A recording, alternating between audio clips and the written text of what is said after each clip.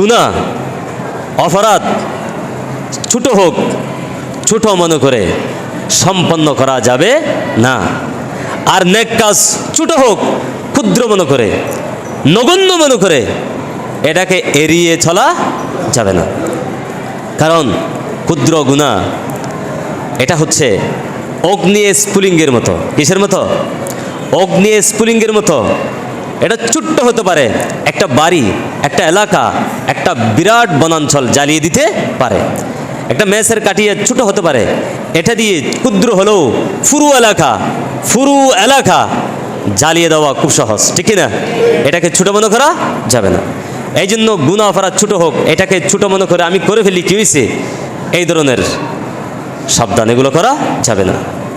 কারণ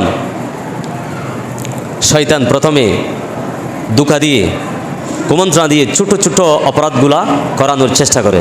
ছোট ছোট অপরাধ যখন করে ফেলে তখন সে বড় বড় কাজগুলো কুফরি করতে, শিরক করতে, জুলুম করতে, মিথ্যা বলতে, মদ গাঁজা খেতে, সুদ খেতে, ঘুষ খেতে, জেনা করতে সে আর দ্বিধাবোধ করে না।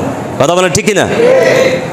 আর নেক কাজ ক্ষুদ্র হলেও ছোট হলেও সেটাকে অবহেলা করা যাবে না, এড়িয়ে যাওয়া যাবে না। কারণ ছোট্ট নেক কাজ ছোট হোক এটা হচ্ছে পানির মতো। কিসের মতো? এটা কথা বলেন, কিসের মতো? পানির মতো। পানি কম হলেও এই স্বল্প পানি অনেক মানুষের প্রাণ বাঁচাতে পারে। বড় করে বলে সুবহানাল্লাহ। এই জন্য কোনো ছোট গুনাহকেও